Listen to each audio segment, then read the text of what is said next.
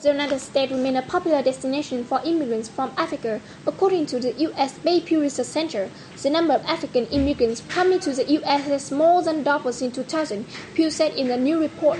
The organization said that as of 2015, 2.1 million African-born people were living in the United States. That number is up from 880,000 in 2000. Back in 1970, there was at 80,000. Monica Anderson is a research associate at Pew and the author of the study. She said one reason for the large increase is that many immigrants are refugees from Africa. She noted that in 1980, only 1% of refugees admitted to the United States were from Africa. Today, the share is about 37%. There's one major factor that is driving the growth of African immigrants, but it doesn't tell the entire story, Anderson told VOA in an interview. She said that over the years, certain U.S. areas have developed large, established populations for African immigrants.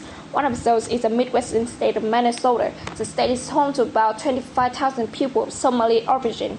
This is about one-fifth of the whole foreign-born population in the state. In different clusters in the U.S., African immigrants are really reshaping the immigrant population there. Anderson said, another example is the neighboring state of South Dakota, which has large refugee communities from Sudan, Somalia, and Ethiopia. Overall, Africans make up about 15% of South Dakota's foreign-born population, according to Pew. The top states where African immigrants live are Texas, New York, California, and Maryland. African immigrants in the U.S. include tens of thousands of refugees from Somalia, Sudan, Democratic Republic of the Congo, and Eritrea, Pew said, but it also includes highly educated doctors, engineers, and others seeking a better life in America. Randy Capps is the director of research for U.S. programs at the Migration Policy Institute. He says that as of 2013, 38% of sub-Saharan African immigrants had a bachelor's degree or higher, compared to 28% of all U.S. immigrants. But despite the increase, Africans still make up a relatively small amount of the total U.S. immigrant population.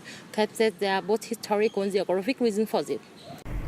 It's long distance from Africa, and the number of people in Africa with sufficient incomes to migrate that far has been relatively small, he said. He added that the path for legal African migration to the U.S. was not fully opened until the 1965 Immigration and Nationality Act. The act, signed into law by President Lyndon Johnson, removed the immigration quota systems based on national identity.